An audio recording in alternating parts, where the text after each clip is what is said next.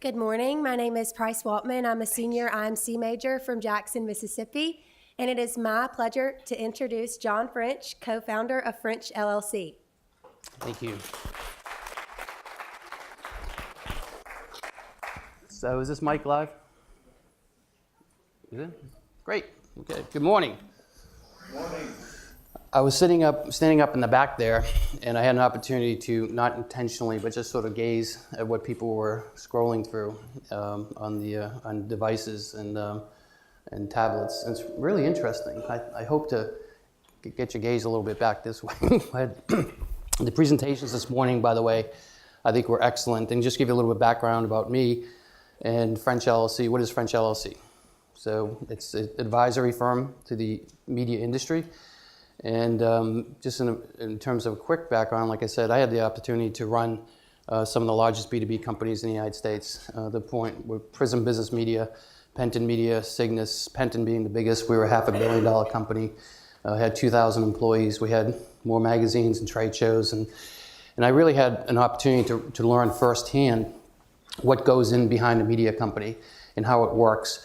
And Samir asked me to talk about reinventing legacy properties or reinventing legacy products.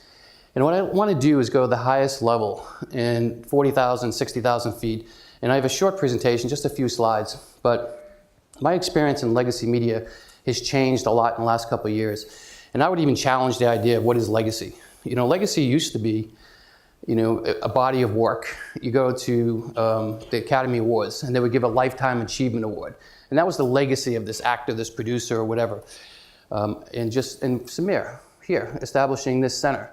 And at some point, if you do retire and you leave, your legacy will be here. That's a legacy. It's a good thing. It's a positive thing. It should be remembered. It should be treasured. And within the media industry, legacy has become a bad word. And what I do now, after I retired for about 3 months, got bored out of my mind, and by the way, I woke up one day and I said to my wife, Nancy, who's my partner, I said, I've been in the corporate world for 35 years, and I ran great companies. I had a great time doing it. And I retired for 3 months, and I got really bored because I didn't feel that I was engaged in anything. And I said, we're going to start a new company. And she said, we? I said, yeah, we're going to start a new company, and we're going to go back and we're going to advise all the people that I know and how to grow their companies and how to do turnarounds. I specialized in turnarounds, taking companies from bankruptcy to back to good health.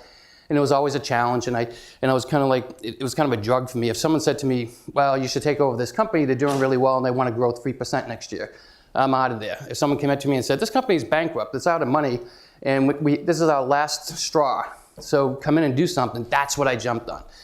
And the reason I tell you that is because I got to see the transformation of products from what were legacy to today. And I'll get to the meat of my message here. On the front of this building, it says the School of Journalism. And I'm a journalistic nut. I love journalism. My heroes are, the great journalists of Walter Winchell and the guy in the 50s will come to me who's, used to report from overseas and, report. Ariel Armara, thank you. And I've actually listened to recordings of those things, those reports from the war fronts and stuff. And Woodward and Bernstein in the Watergate era, these people are heroes to me. So the School of Journalism, I'm not just saying this to sound nice in this building, but it's huge. But I was scratching my head last night when we were having the fish fry, which was very good, by the way. And I looked up and I saw the sign and it said, School of Journalism and New Media. What's new media? What's legacy? I understand why it's there, but I think and hope in time, and this being a little bit dramatic, but in time, the need to put the words new media up in the building will go away. Amen, brother. Oh, hey. I didn't know whether I was going to offend or agreement there. The reason being is new media was a phenomenon that really happened in the mid-90s with the advent of the business use of the internet. And we all did the same thing, right? We used to have these separate departments. They were the new media. And then we had the magazine people over here. And the new media, the magazine people tended to be older, male-dominated, and they had been in the industry a long time. And then the new media group was over here. They were young. They came in at 10 o'clock in the morning, but they stayed until 8 o'clock. They had pizza boxes stacked up to here and empty cases of Mountain Dew. And it worked. I used to feed that. I'd send pizzas in there. It was like a bullpen. I was just keep inventing. You want more Mountain Dew? We need more product. And then it became much more mainline into the operations of the business. So asking, who is Jean-Claude Suarez? Does anyone know who Jean-Claude was? Okay. Jean-Claude Suarez, his full name is Jean-Claude Simon Suarez. And if you look at, you Google him, his obituary is in the New York Times. And that's him and I back in 2013, shortly before he passed away. The reason I bring up Jean-Claude is because from one of the most unlikely sources, I learned the difference between what was legacy media and what just is media. And it bring it back to 2009, I took over a company called Cygnus Business Media. And I told the story when I was here a couple of years ago. It was 2009, it was in bankruptcy, it was owned by a private equity firm who walked away. It was taken over by banks, Goldman Sachs and GE Capital. They called me and they said, hey, we know you specialize in this stuff. Why don't you come in? Because they left the keys of the company on my desk, and I'm a banker and I don't know what the hell to do with it. And we're already in the hole for $120 million. That was my first day, first week, right? By the way, Tony's here, and I always bring this up. My first week starting at Cygnus Business Media, Tony wrote a blog that said, the atmosphere in Cygnus is toxic. Nobody wants to work there. And it was. And I literally had to wait in the parking lot and get a call from the attorneys from Delaware, because everybody's headquartered in Delaware, in the bankruptcy court, so the judge says, yes, it's now in bankruptcy, he can take over. I got a phone call, the lawyers, I could legally walk into the building. So that was my first week. So we're in there trying to figure out what the heck we're going to do with this thing. And the reason I mentioned JC is JC was one of my dearest friends and a mentor and just one hell of a guy. And JC was, he was a legend. And if you look him up, he designed the book Moonwalk. He designed the front cover for Michael Jackson. He worked with Martha Stewart for a number of years. He helped to design her magazine. His accomplishments are unbelievable. The biggest thing he did, by the way, is he was the first and originator of the op-ed cartoons in the New York Times. And he did hundreds of political cartoons, and his forte was no captions. No captions. Whatever he read, and he said, what I'd like to do is to grab the reader and cause an emotional response. So he was one of the most creative guys I've ever met. And I'm sitting in my office about a month into this, and I brought him in, and we're in the middle of Wisconsin, Fort Atkinson, Wisconsin. Does anyone know where Fort Atkinson is? No. And it's just south of Madison, just west of Milwaukee. And that's where our headquarters were. And I'm sitting at my desk, and JC says, so, and by the way, he was a real tough New Yorker, really tough New Yorker. Every other word was something I can't repeat here. He was just one of those rough, tough guys. And just give you a little background, people would say, JC, where did you come from? You're such an interesting guy. Where'd you come from? And he'd say, I was born a Jew in Egypt, so you take it from there. I could tell people, like, what the heck is he talking about? He was a fascinating guy. Actually, I set him up with our son, who was going to college, going into ROTC, and JC was in the 101st Airborne Paratrooper in Vietnam. And our son is in the 101st Paratrooper Division right now in Fort Campbell. And I introduced him around that time. He was a junior in college. And I said, why don't you have lunch with JC? I think you'll find the guy fascinating. And they sat down at lunch, and they went to the Palm Restaurant on 2nd Avenue. Does anyone know where that is? Now it's closed, but legendary. Power brokers all over the place. And they had lunch. And the lunch went from what thought was to be a half hour, 40 minutes to 2 hours. And afterwards, our son called. I said, how'd lunch go? And you know the Das Ecke guy on the TV commercials? He said, I just had lunch with the most interesting man in the world. So you set the stage for JC. Why are these stories? We're sitting there, and he said, what are you going to do? I said, well, I'm going to take, like I always do, I'm going to take stock of what we have, what's good, what's bad, portfolio management, the whole thing. And he said, I've reviewed, and this is one of the most famous designers in the world. He said, I reviewed all 36 of your magazines last night. I said, last night? He goes, yeah, I was up until 4 o'clock in the morning. I read every one of them. I said, okay. They're crap. I said, what? He said, they're crap. And I said, okay, I'm glad you told me that. Makes my day. This is 2009 or 2010. And the headlines everywhere was print is dying, print is dead, print's going away. I've got trade shows that were underperforming. I knew I had to make at least a several $million investment in the web platform. I knew I didn't have the money to do it because the banks were not going to give it to us. I knew I was going to have to do it out of operating profits, which is it's like refueling a plane in the air. And he's talking about print. I said, JC, man, I love you, but I'm not worrying about the magazines right now. And he said, you should. I said, it's magazines, it's print. I said, eventually I have to sell this company. My goal here is to turn around and sell it. So I'm going to spend money and time and resources on print. I've got this, data business, we're not even in it yet, and I need to get in. And he said something very interesting. He said, I can charge you a ton of money to do this. And I said, you could. He says, but I'm going to do it as a friend. I'm going to redesign every one of your magazines. Okay? I said, why would you do that? He said, because you got a big job ahead of you, and I want to help you out. And you're not focused on the right areas. I said, okay, go for it. Well, within the next couple of months, he redesigned every magazine. We have magazines called Equipment Today, where the front cover was a skid steer.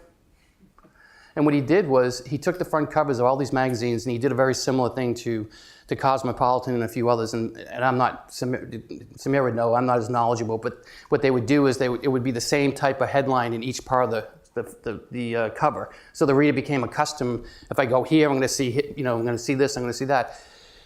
And all of a sudden, the morale within the company, especially from the editorial side, just skyrocketed. And what he told me was, even the best content producers know when they see that magazine on a monthly basis or a weekly basis, whatever it is, when it comes out, they're like, but now they're seeing something that's consumer-oriented, because he told me for the first time, and nobody else told me this, that in the B2B industry, the people who consume your products are consumers, they're professional consumers. They don't know it, but they should expect just as much sizzle and just as much beauty, whatever you produce, online, magazines, whatever else, as you would do in the consumer world. So all of a sudden, morale takes off. The editors now are very proud of the products they have. And you know what happened? The content that they were producing for online got better. The content they were producing for the trade shows got better. And it started with print. Now, at the end of the day, we did sell the company, and we sold it in 5 different transactions, which very few people have done. They said it couldn't be done. We did it. I had a great team. The point of that is, when we went to sale, the multiple, does everybody know what multiples are? Multiples are when you sell a media company, the multiple is assigned to the platform. So if you're a pure player, you could get 10 to 12 times multiple. If it's just, about 10 times. So that means if you're making $1 million worth of profit, you're going to get $10 million in the purchase price. And the events, by the way, go for better than that. Good events are going 12 and 13 times. So if you're making $1 million on a trade show, you can get $12 million in your purchase price. At the end of the day, the print only sold for 2 to 1. So our profit on the print was at that time $5 million. We got $10 million of that component. So some would say, well, that didn't work out. You spent time on the magazines, but the multiple didn't go up. Yes, but the multiple and everything that surrounded went up, because the magazines were in good shape and they presented the message in a consumer way that made the editors proud and people happy to get the magazines. So I would say, and I've tried really hard in the last couple of years, and especially the last 6 to 12 months, I advise companies now. I go in and I work at the highest levels with boards and M&A and CEOs and all that. And I gently, when people say, well, you look at our portfolio, we've got this, we got that, and then we have the legacy properties. And I say, please don't use that word. You have a property. It's like having a child. If you say, well, my youngest is just really not that smart, but we love him. You're calling it a legacy product. It's wrong. So anyways, you go forward. So that was JC. And by the way, the other funny part was, with JC, he was, and I'll leave him, but he lived almost entire life in New York City, and he was very wealthy, and he made a ton of money because he was one of the highest paid designers in the world. He had never been the New York subway. And I said one time to him, I said, come on, let's go take the subway. And he said, no. I said, JC, you dropped out of a planes over Vietnam and getting shot at. Come on, how bad can it be? He said, I love you, but I'll never go down there. So what happens? Redesign, reskin, fresh perspective. Always question why. So if someone says to you, you know what, we've got a legacy property, what are you going to do with it? Just reskin it. We're buying, I have a client that I'm working with now, we're buying a company in London, and it will expand their international, they have no international presence, and buying a company in London is going to give them that, and basically the company is a website, and it's all pure play on digital. And we started thinking about, okay, when we buy it, what are we going to do? Then a realization came to us, we'll just reskin it. There's nothing wrong with the site. There's nothing wrong with what they do. We're just going to reskin it and put our logo on it, and all of a sudden the transaction's done. Magical things can happen if you do makeups or make goods or makeovers. So I would reskin in fresh perspective and always ask why. If someone says to you, what you have in your portfolio is legacy and it's not working, ask why. And I tell you, I probably spend 50 to 60% of my time with clients asking the questions, why, and why do you feel that you need to throw that away, whatever it may be. Here's another example of new media or legacy. We're in what a lot of us call the post-digital era. And when I say that, people say, well, what's post-digital? And this is media. This is mainly B2B, but it's in consumer as well. What's post-digital? Does that mean we're no longer in the digital business? No, we're still in the digital business. But what drove the digital business the last 10 or 15 years, that party's over. So one of the most, at least especially in B2B, one of the most shrinking revenue sources in B2B media today are banner ads. Just going away, no one's clicking on them. In fact, some of the fraud that went, some of it was unintentional, by the way, but below the fold and people never getting the view because the websites were not designed to scroll properly and stuff. A lot of times ads ran and no one ever saw them. So the banner ads now going away. I would argue that under the definition of legacy, that banner ads should be a legacy product. That's new media. There are no legacy products. It's how you view that product and what you do with it. And, you know, I was asked when we were going through some of these turnarounds and improvements, you know, how many swings at the piñata are allowed? As many as you need to break through. You know, there's just this magical thing, like we're gonna redesign this or whatever it is, we're gonna relaunch this trade show, and people say, yeah, we get one shot and we're gonna lose it. I don't believe that. I mean, you have lots of shots, because if you have something that's of value in an industry and people know that they need it, and you know, we just launched a website 6 weeks ago with one of my clients. And the reason I wasn't here yesterday morning, unfortunately, I missed some great presentations, is that we decided yesterday morning a series of phone calls in New York, and I was in my hotel room upstairs, and the last thing I wanted to do was be on the phone for 2 hours, but it was necessary, because we realized the launch was okay, but the way we chose to present it and the channelization that we put together for this particular client was wrong. So what we did was, we said, you know what, it's not working. I had an old boss that was from Kentucky. Anyone here from Kentucky? And this is going back a long time ago, and he was an old country guy, and he was old, and I'm very young. And he said to me, you know, I was young, and I was like one of the youngest publishers, and I was going right up the ladder and all that stuff. And he used to have to calm me down. And he used to say to me, he said, Johnny, I love you. I said, thank you, Jim. He says, you get 10,000 ideas. Every day you got 10,000 ideas. I said, yeah. And he said, you can make the best dog food in the world, but if the dogs don't eat it, it ain't good. And another gem in my background was, yeah, I think I have the best idea in the world. We were so convinced that this website, the way we channelized it and the categories we chose, and it was perfect for the industry. And we woke up after about 6 weeks of not selling much, confused readers, and our traffic took a dip. We realized it was wrong. So take another swing at the piñata. Don't be afraid to do it. You know, if you're really, really quick to launch, then be just as quick to get out and change it and do something with it. So that's how many swings it takes. Finally, this is my last slide, believe it or not. This is something I've used for a couple of years, and I put it together with one of our clients, and they happen to be in the data business. And I think a variation of this is probably in everyone's presentation yesterday and today. But, you know, what is a media company? And what's really changed here is the whole idea of core business data. So if the focus here is the audience analytics, okay? And by the way, 5 or 6 years ago, this seemed kind of really complicated and people think, what are they talking about? Now it's become every day. And I think, you know, some of the data presentations yesterday touched on it, and some of the stuff today about usage and retail and Jim and Jay's presentations were, you know, touched on this as well. The most important thing is the data demographics, behavioral data, engagement data, data analysis, and new products. So what does all that mean? Well, if you look to the left, where the user touch points are, how much of that is legacy? Print? The online stuff that works or doesn't work? Then you really, you know, push it out to events.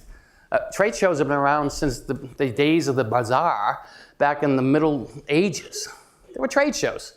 So a trade show, is it legacy? No, it's what you do with the trade show. How do you make it vibrant?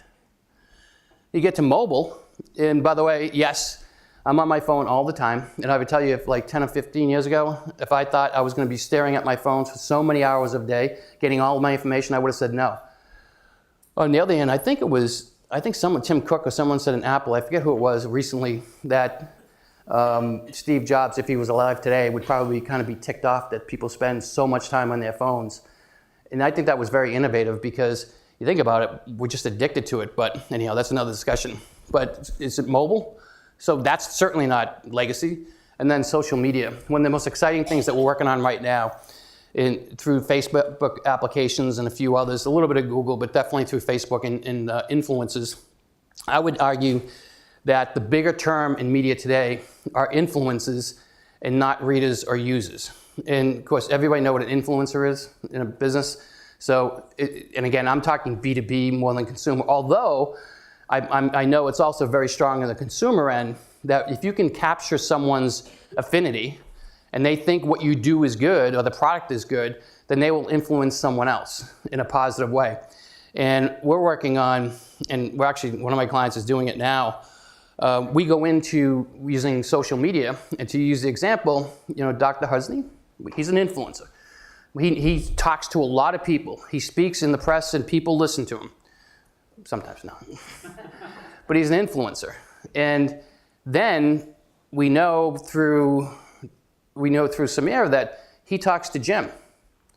And so that's a connection. That's an influencer connection. And we want to capture as much, we know everything about Samir, but we don't know as much about Jim as we need to. And all of a sudden, because of that, we find Bo. Because we didn't know Bo existed. But through social media and influencing, we can trail people on social media, mainly through Facebook, and say, who are they talking to? What are the topics they're covering? And if it comes close to what we're talking about, all of a sudden, we have Bo. And all of a sudden, we need to know as much about Bo because he's much as an influencer of the first two. So is that legacy? Of course it's not legacy. Are they reading the magazine? Maybe. I don't care. The whole thing about agnostic, remember that? I'm media agnostic. Anything is good. But we kind of slip back into it. And I would argue that, I'm arguing a lot today, but I would tell you my experience has been, a lot of that comes from, in the media industry, a lot of the ownership, especially in the B2B industry, has come from private equity money. Now, the private equity money has been good and bad. It's been very good because it's funded companies to expand and grow and get to a return and get back to profitability.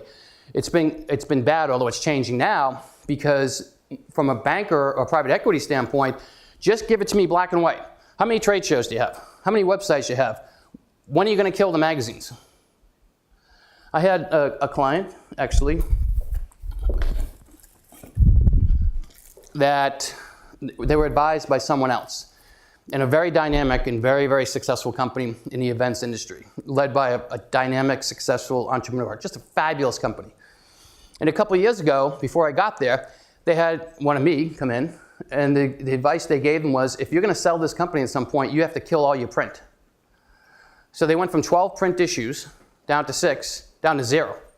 Now, at the same time, they have a very robust digital presence. They have fantastic trade shows all over the country, but they got rid of their print. And what the owner came to realize is that the cash flow produced by the print was actually keeping everything else going. And they ran out of money. So I'm happy to report, after working with them for about a year, they're still doing as many trade shows. We just relaunched a website for them. And this is the old thing we used to do in the old days. This came out last month. $650,000 worth of net billing. And a year ago, they had no print properties. We've got a spring issue that's coming out. It's going to do a couple $100,000, and we're projecting another one in the fall, probably a little bit bigger than that. And then the year-end issue, which is the best of the best, will probably be bigger than this. So is this a legacy product? No, it's just part of the product mix. It's part of print, online, events, mobile, and social. We could, if we actually got caught up in that whole and continue to be, that company may be out of business because their cash flow went down. There was nothing there. So, in summary, by the way, I love that. Have you ever heard the story about Bill Clinton when he was at the Democratic National Convention when he was still a governor and before he ran for president? And he was speaking for about an hour and a half. And in the convention, they show pictures of like nobody's paying attention. They're playing cards. And he's just going on and on and on. And literally nobody was paying attention until he said the magic words. In conclusion, he got a standing ovation. True story. In conclusion, I would say, especially to the students, and I really enjoyed, I don't do it enough, but talking to students. By the way, I'm not your commencement speaker or anything like that, but I've been in the field, I've been running companies, I've been the good, bad, and the ugly. And I will tell you, as you're emerging from school, or when you do emerge from school, I think James mentioned it, yes, by the way, what job are you going to take? You're going to take a job that has WeWorks and you have flexible hours and you can do all that stuff. I totally agree with that.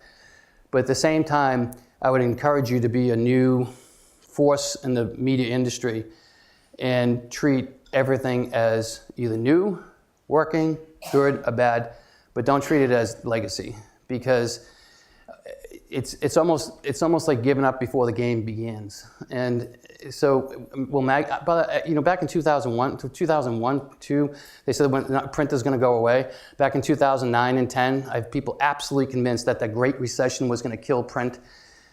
When print goes away, if it ever will, I don't know. I think there was a video last night that I saw that I'm geeky enough to get really excited about 8,000 copies with 8,000 different front covers. That is the future of print. So it's just personalized, it's changed, it's evolving, but it's not legacy, it's just part of the mix. Okay, and just go back for a second. And by the way, this is meant to be uplifting here, so it may not be.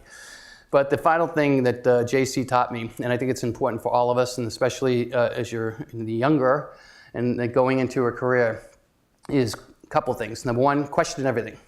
Be a pain in the ass, frankly. Find out why things are happening the way they are. The second is, don't put handcuffs on yourself and your career by saying, I'm only going to work on new media. I'm only going to work on media. Be a journalist. Your journalist, it could be online, it could be in the trade shows, it could be in blog, it could be in a magazine. But it's media. And the final thing, unfortunately, very shortly after this picture was taken, we were in a restaurant having too many bottles of wine. JC passed away within days of this picture, believe it or not, very suddenly. And it just happened. And the final lesson he taught me was, every day, everything, every person, don't take it for granted. Every day is a good day. They may not be great days, but that you're alive and you have a chance to change something. So when you're leaving here, embrace, I hope the heck that you stay in the media industry, and because I spent 36, well, actually it's going to be 40 years, believe it or not. I was 11 when I started, but 40 years, 1980, I graduated from Boston College, and my first job was selling classified advertising in the afternoons after my class, and I used to sell to the West Coast because of the time difference. So almost 40 years ago this spring, I've been in this industry, and I'm really glad I stumbled into it, and I wouldn't want my career to be anything else but media. So best of luck, and I'll take any questions. Thank you.